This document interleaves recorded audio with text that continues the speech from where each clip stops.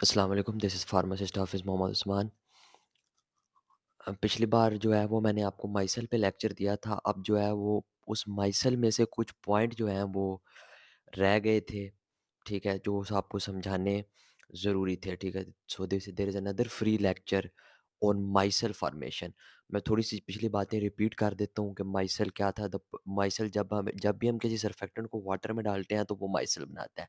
And the process of micelle formation is called micellization and the process of co-micelle formation is called as co-micellization. वो micelle जो 2 और more types of myself से मिलकर बनता है उसे हम क्या कहते हैं? को-माइसेल। और इस प्रोसेस को हम को-माइसेलाइज़ेशन कहते हैं। और जब भी हम सर्फेक्टेंट को वाटर में डालते हैं तो क्या बनता है? माइसेल। ये चीज़ें मैंने आपको पिछले लेक्चर में बता दी थी। कुछ चीज़ें जो है वो पिछले लेक्चर में रह गई थी जो मैंने आपको बताना चाहता था। तो कुछ चीज़ें जो रह गई थी वो ये थी कि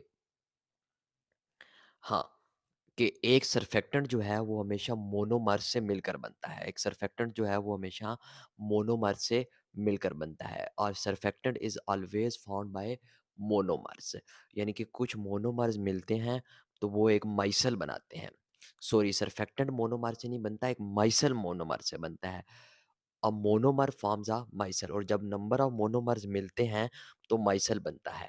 and the number of monomers used to make a micelle is called as aggregation number.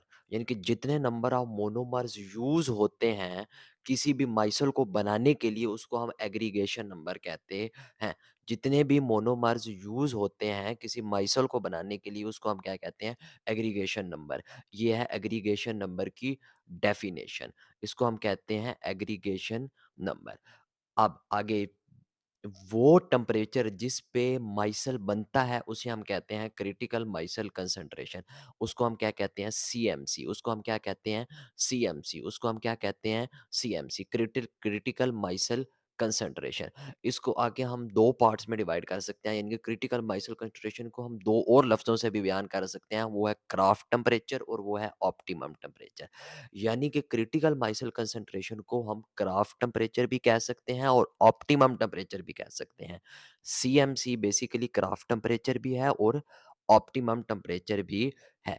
तो जो फिजिकल फार्मेसी में इस्तेमाल होने वाला जो बड़ा इम्पोर्टेंट लफ्ज़ है वो माइसेल है। यानी कि जब आप कोई भी स्टूडेंट है जो वो फार्मेसी करेगा फर्स्ट सेमेस्टर में जाएगा तो उसके पास जो ये माइसेल है ये शुरू से लेके एंड तक चलेगा। यानी कि जब आपका सेमेस्टर शुरू होगा और एंड तक जाएगा, ये एंड तक जो है ये सेमेस्टर के एंड तक ये चीज़ चलेगी। So the number of monomer used to make a micelle is called as aggregation number. और the temperature at which micelle formation begins is called as CMC। इसको हम कहते हैं क्रिटिकल माइसेल कंसंट्रेशन। इसको हम कह सकते हैं क्राफ्ट टेम्परेचर। इसको हम कह सकते हैं ऑप्टिमम टेम्परेचर। इसको हम कह सकते हैं CMC। अब the next term is solubilization. What is solubilization? A surfactant is always used to enhance the solubility of a compound। एक सर्फेक्टेंट को हमेशा हम यूज़ करते हैं किसी कंपाउंड की सॉल्युबिलिटी को इन्हांस करने के लिए। यानी कि अगर कोई चीज़ डिसॉल्व नहीं हो रही है तो जब हम उसके अंदर सर्फेक्टेंट डालते हैं तो या जब जब हम उसके अंदर माइसल डालते हैं तो या सर्फेक्टेंट डालते हैं तो उसकी क्या होती है? सॉल्युबिलिटी क्या हो जाती है? इन्हांस हो जाती है। और इस प्रोसेस को हम और जिस चीज़ पे सर्फेक्टेंट एक्ट करता है उसको हम क्या कहते हैं? सॉल्युबलाइज़ेट। यानी कि सर्फेक्टेंट किसी भी कंपाउंड की सॉल्युबिलिटी को इन्हांस कर सकता है और इस प्रोसेस को हम कहते हैं सॉल्युबलाइजेशन। आपने हाइड्रोलाइसिस और सॉल्युबलाइजेशन को आपस में मिक्स नहीं करना, क्योंकि हाइड्रोलाइसिस होती है हमेशा वाटर की मौजूदगी में। यानी कि आप पानी के अंदर किसी चीज़ को डिसॉल्व करें, हाइड्रोलाइसिस होगी। लेकिन सॉल्युबलाइजेशन और चीज़ है।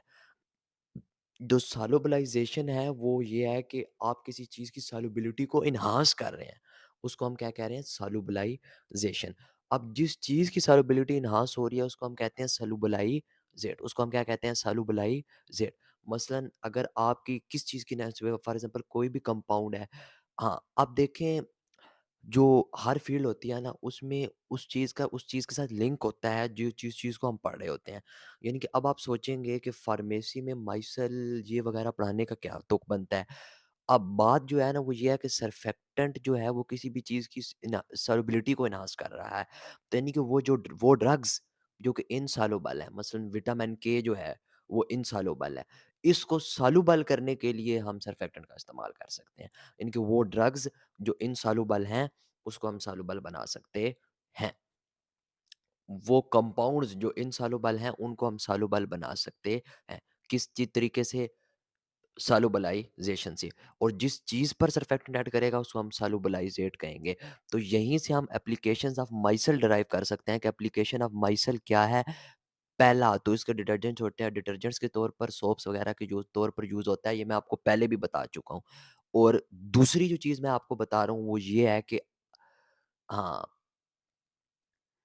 जो दूसरी चीज़ मैंने अभी आपको बताई है, वो ये है कि कोई भी ड्रग जो कि इनसॉल्युबल है, उसको सॉल्युबल करने के लिए ये चीज़ यूज़ हो सकती है। It is called as vitamin के फॉर एग्ज़ाम्पल इनसॉल्युबल है, वो जो ड्रग के अंदर हुआ है जो इनसॉल्युबल है, तो उसको सॉल्युबल करने के लिए हम सर्फेक्टेंट का इस्तेमाल कर सकते हैं। तो हाँ, ये जो थी कुछ बातें जो हैं वो माइसेल फॉर्मेशन में रह गई थी।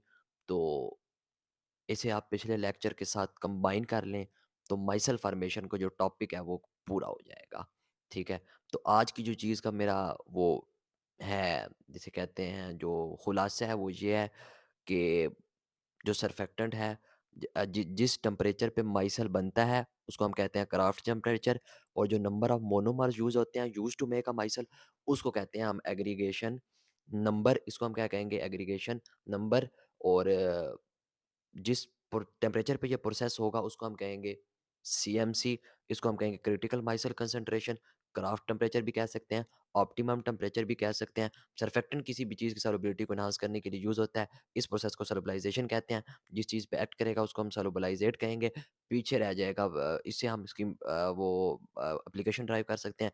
कोई भी ड्रग जो कि इनसॉल्युबल है, मसलन विटामिन के इनसॉल्युबल है, उसको सॉल्युबल करने के लिए हम सर्फेक्टेंट का यूज़ करेंगे। उसके अलावा सोप्स, डिटर्जेंट्स वगैरह सब चीज़ों में सर जो है आपका माइसेल यूज़ होता है। हाँ, और आखिरी पॉइंट ये है कि जो माइसेल है वो किसी भी चीज़ को डिसॉल्व करता कैसे है? यानी कि ये तो हो गया माइसेल जो है किसी चीज़ को डिसॉल्व करता कैसे है? तो याद रखें कि जो माइसेल है वो जो है वो आ रहा है फॉर एग्ज़ाम्पल। अच्छा, अब माइसेल जो है ना उसको मैंने आपको पहले ही बताया था कि ये हाइड्रोफिलिक हेड है और ये हाइड्रोफोबिक टेल है। या फोबिक हेड हो सकता है या हाइड्रोफिलिक टेल हो सकती है। तो वो इस तरह आता है। आप समझ सकते हैं कि ये जो उँगलियाँ हैं ये दरअसल हाइड्रोफोबिक टेल और हाइड्रोफिलिक वो हैं जिसे कहते हैं टेल्स हैं और हेड है जो कि आ रहा है इस तरह। और ये जो मैंने माइक पकड़ा हुआ है इसको आप समझ सकते हैं कि ये जो है वो है जिसे हम कहते हैं सरफेक्टेंट है। वो कंपाउंड है जिसके ऊपर ये माइसेल एक्ट करेगा। वो कंपाउंड है जिस पे ये माइसेल एक्ट करेगा। तो फॉर एग्ज़ाम्पल ये माइसेल आ रहा है, ठीक है? और इसके ऊपर इसने एक्ट किया। अब अगर आप तसव्वुर करें मैं अपनी उँगलियों को आगे से खाली कर दूँ, ठीक है? तो गैप बन जाएगा। ठीक है? और दरमियान में एक गैप बन जाएगा, उस दरमियान वाले गैप को हम कहेंगे पैलिसाइड लेयर। उसको हम क्या कहेंगे? पैलिसाइड लेयर। जो अंदर वाली लेयर है उसको हम कहेंगे इनर लेयर, बाहर वाली आउटर लेयर और जो दरमियान वाली है वो पैलिसाइड लेयर है। अब ये इन तीनों जगहों पे क्या होगी डेज़ोल्यूशन होगी। जो डेज़ोल्यूशन होगी दरअसल जो ज़्यादातर डिसोल्यूशन होगी वो कि मोर डेज़ोल्यूशन होगी वो पैलिसाइड लेयर पे होगी। यानी कि वो लेयर जो दरमियान में क्या है? खाली है, उसको हम कहेंगे पैलिसाइड लेयर। तो यानी कि जो डेज़ोल्यूशन का प्रोसेस है, इसके अंदर लेयर्स बन रही हैं, जब माइसेल इसके ऊपर एक्ट करता है जिस चीज़ को डिज़ाल्व उसको हम पैलिसाइड लेयर है, फिर एक अंदर वाली लेयर है, एक बाहर लेयर है। और पैलिसाइड लेयर कौन-सी है? जो दरमियान में गैप बन रहा है, वो क्या है? वो पैलिसाइड लेयर है।